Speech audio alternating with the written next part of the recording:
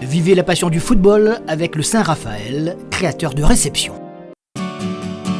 Ravat, rêver, réaliser.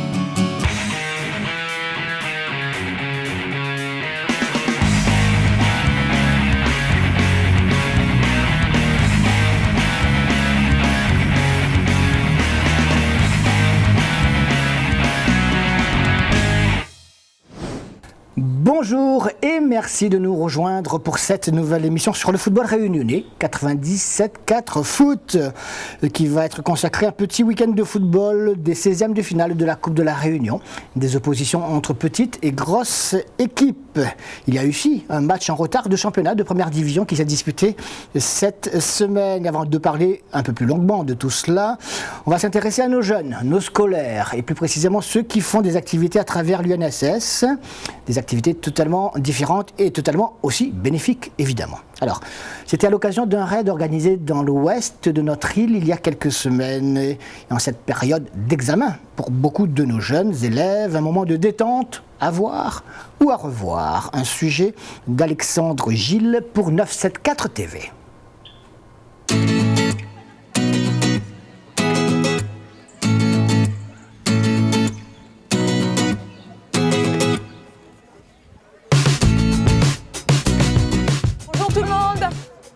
Vous venez du sud? Bienvenue à Saint-Paul. Vous avez vu comment il fait beau à Saint-Paul? Alors il faudra en profiter, hein.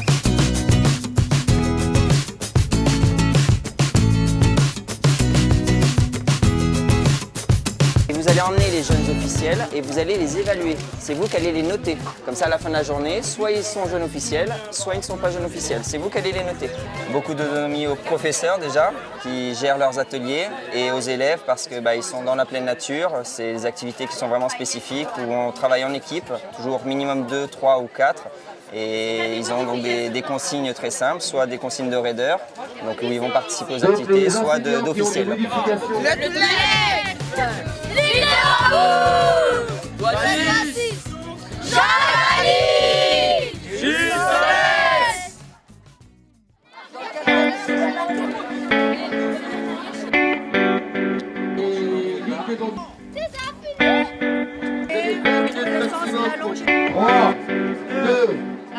C'est parti!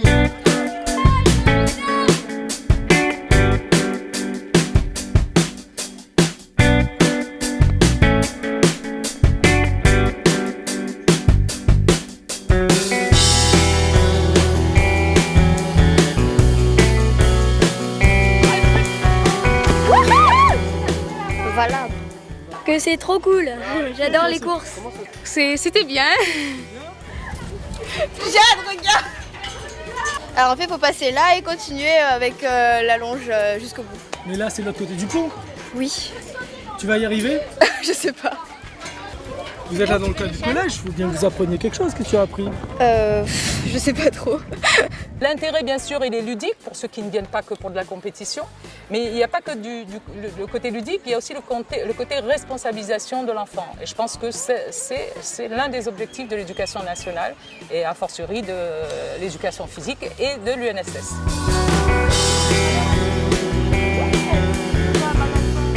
Parce qu'ils sont là pour s'amuser, pas pour apprendre. Eh ben en fait, ils vont faire les deux. Donc l'objectif de mon intervention aujourd'hui, c'est de les sensibiliser à animer une animation autour des fruits et des légumes dans le cadre d'une activité sportive. Qu'est-ce que vous avez retenu de ce qu'elle a raconté? Tout. Tout. Oui, c'est quoi tout? Il y a encore du boulot? Mais en fait, ils sont impressionnés par la caméra. C'est ça alors. Mais ils savent.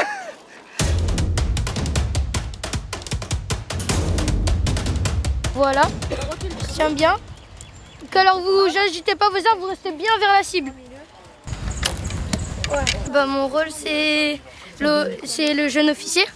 Ouais. Alors on est censé assurer la sécurité de ceux qui tirent à l'arc. Ouais. Et récupérer les flèches et faire en sorte que tout se déroule bien. Ça apprend l'autre côté du sport. On n'est pas que pratiquant, on peut être aussi organisateur et c'est ce qui fait que plus tard on aura peut-être des élèves qui seront organisateurs de trail ou de raids dans l'Ouest ou sur l'île de la Réunion.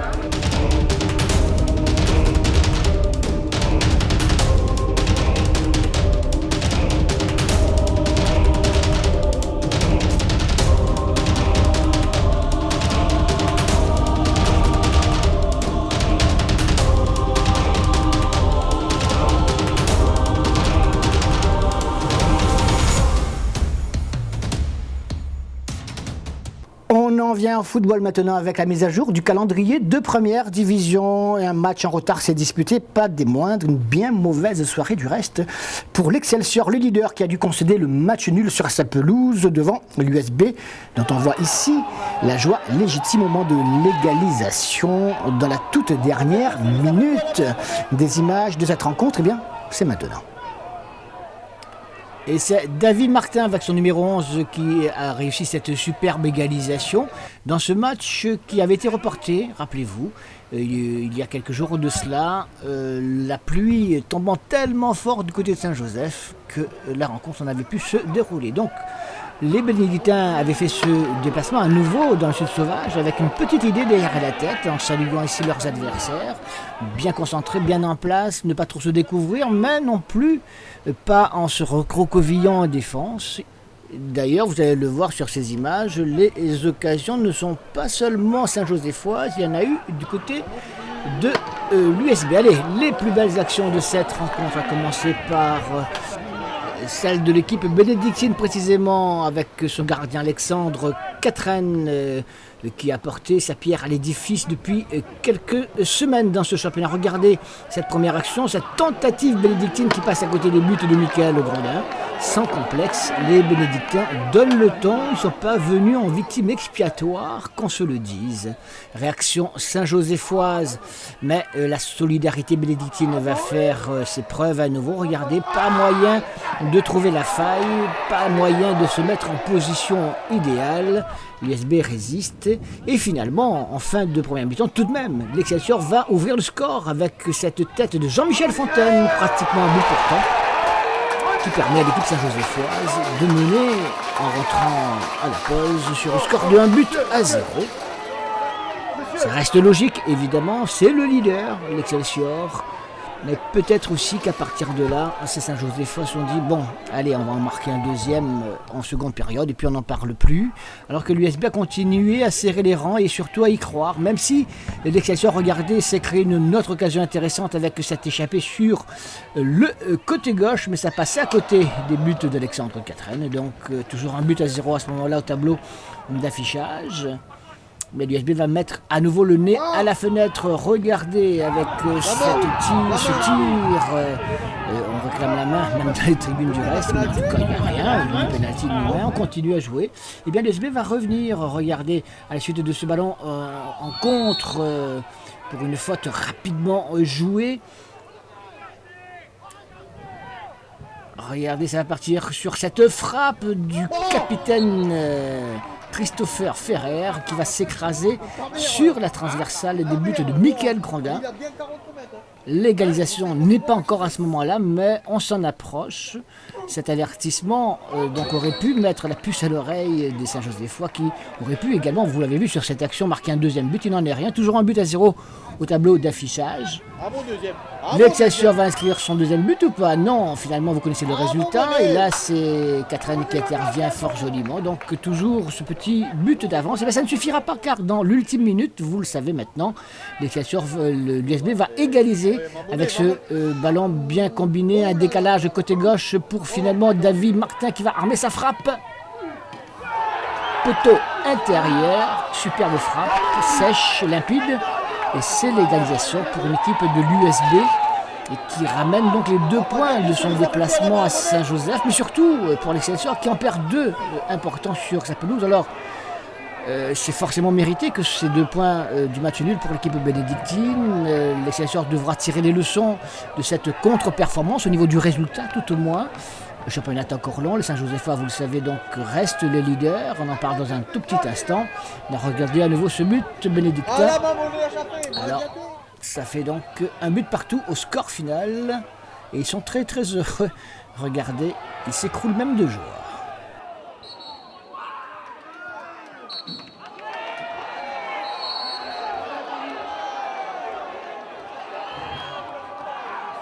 Un très bon match nul, oui. L'USB qui travaille dans l'ombre et discrètement, continue d'avancer. On était venu chercher des points, on les a pris. Et si on est un petit peu plus filou en fin de première mi-temps, si on est un peu moins jeune, on joue mieux le dernier coup franc en notre faveur et on ne se fait pas contrer pour permettre à Excelsior d'ouvrir le score. C'est vrai qu'on a remarqué, nous en cabine de presse, qu'ils ont eu beaucoup d'occasions et que derrière, vous avez bien tenu la baraque. On a bien tenu la baraque, mais on a aussi beaucoup d'occasions en première mi-temps. On a 3 ou 4 occasions franches contre le vent, c'était pas évident.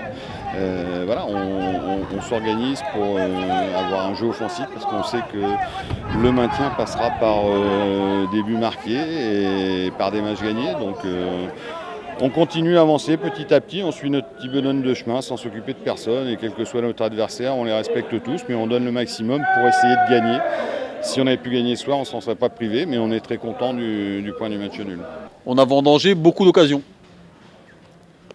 Oui, tout à fait, c'est dommage parce que dans le jeu, on a été bon, on a été présent physiquement, techniquement, on a trouvé des décalages, on a beaucoup de situations dangereuses. Après, trop d'occasions gâchées, mais le problème, c'est que ce n'est pas la première fois. Donc, voilà, effectivement, dans les 20 derniers mètres, on a été vraiment d'une grande inefficacité. Et voilà, on l'a payé à la dernière minute de jeu. Quand on vendange trop d'occasions, voilà ce qui se passe.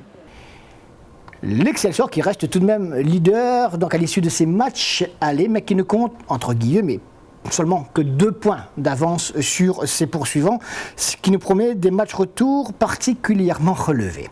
L'Excelsior qui accueille cet après-midi la Bretagne dans le cadre des 16e de finale de la Coupe de la Réunion. On va en parler justement de cette compétition avec un match qui s'est disputé hier soir à Brappanon entre le FC Pannonnet, pensionnaire de la 2e division départementale, et la Petite-Île, lanterne rouge de la 1re division. L'occasion de voir donc des Pannonnais que l'on ne connaît pas très bien et pourquoi pas assister à leur performance, à leur exploit. Peut-être.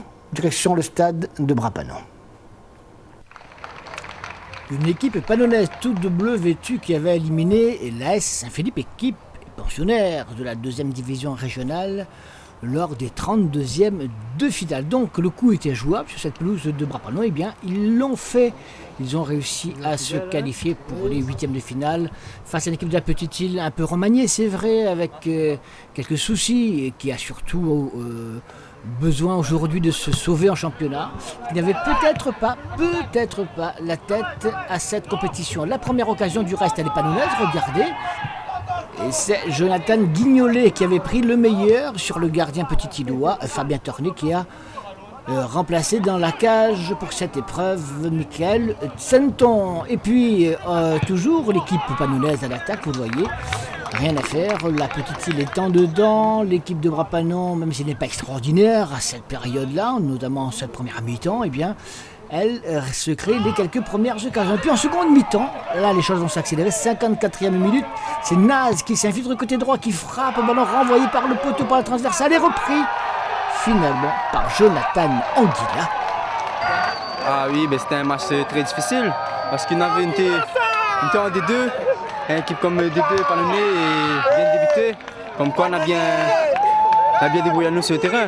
Puis si le D1 il maintient pour la DAP, mais du coup on a guérissité, on a joué un match. Vous n'avez pas eu peur de quoi que ce soit en fait? Non, on n'a pas de pression, parce que l'équipe adverse est au-dessus, nous ne mettons pas nous la pression, nous faisons du football, pour un plaisir, tout a gagné. En championnat, comment ça se passe? Là pour l'instant on est 3e, on continue sur la bonne base. Sur la même foulée. L'objectif c'est quoi, c'est de monter en monter, on vise. Mais après, voilà, le but c'est ça, allez vive Pannonnet.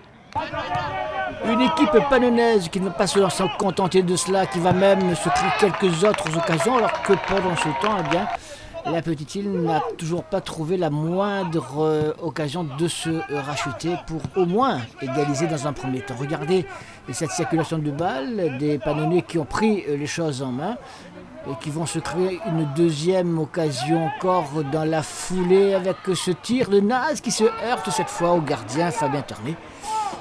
Et l'équipe du FC Panonnet est, quoi qu'on en dise, la meilleure au niveau du nombre d'occasions. La seule, c'est celle-ci pour l'équipe de la Petite Île, avec Blanchard Dogbo qui oblige Rachid Gaz à se détendre.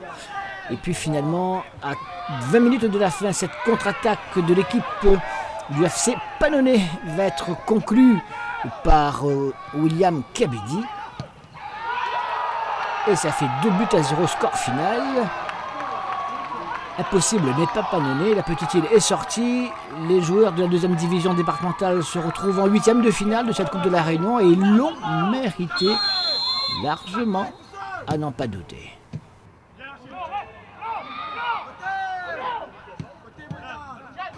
Merci. On avait, de toute façon, nous, Panonnet, on n'avait rien à perdre. On avait tout à prouver. Et puis on a fait notre football comme on a l'habitude de le faire. Et puis le résultat est là.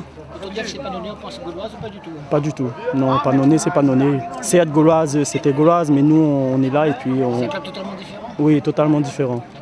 Un rappel des résultats enregistrés provisoirement à l'occasion de ces 16e de finale de la Coupe de la Réunion. C'est maintenant. Il y a eu 7 matchs déjà disputés, donc 7 équipes qualifiées. La Jeanne d'Arc, difficilement vendredi soir contre l'F Saint-Louis, 4-2, mais qualifiée. La Saint-Louisienne 2-0 face à la Redoute qui avait fait la sensation au tour précédent en éliminant le SDFA. 2-0 pour la Saint-Pierroise qui élimine Belle-Pierre. Le FC Panonnet, la sensation, l'exploit. 2-0 face à la Petite Île. Puis Saint-Louis a gagné 2-1 face à l'entente du FC Ouest. Le Saint-Denis Football Club a souffert à Cambuston pour éliminer l'équipe du FC Parfum. Victoire des Dionysiens 2-1. Et puis les Marsuins ont éliminé Sillaos au tir au but seulement. Et oui. Excelsior Bretagne, ce sera cet après-midi, tout comme les autres matchs que voici. Sainte-Marianne, Auxerre, Léopard, Grandbois, Halte-Lac, Saint-Pierre, USB, Trois-Bassins, Aviron, Est du Plat, Capricorne, AJS Ouest, Bagatelle, Bras-Fusil, Éperon, Tampon FC, Saint-Paulois. C'est un match qui est reporté parce que la Saint-Pauloise, on n'a pas dit un petit mot, mais on va le dire tout de suite. Elle s'est qualifiée pour la finale de la Coupe des clubs de l'Océan Indien. C'était à l'île Maurice cette semaine. Ils ont battu les Seychellois, les Mauriciens. Bravo les Saint-Paulois. Si vous voulez en voir et en savoir plus, rendez-vous demain soir à 21h dans 97.4 Foot Plus. 21h, Télé Créole, du football sur la Réunion, le week-end de complet. C'est demain. En attendant, passez une excellente après-midi et à demain. Salut!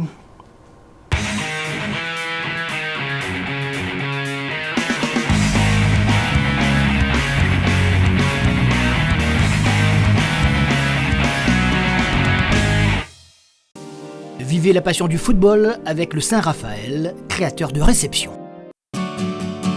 Ravat, rêver, réaliser.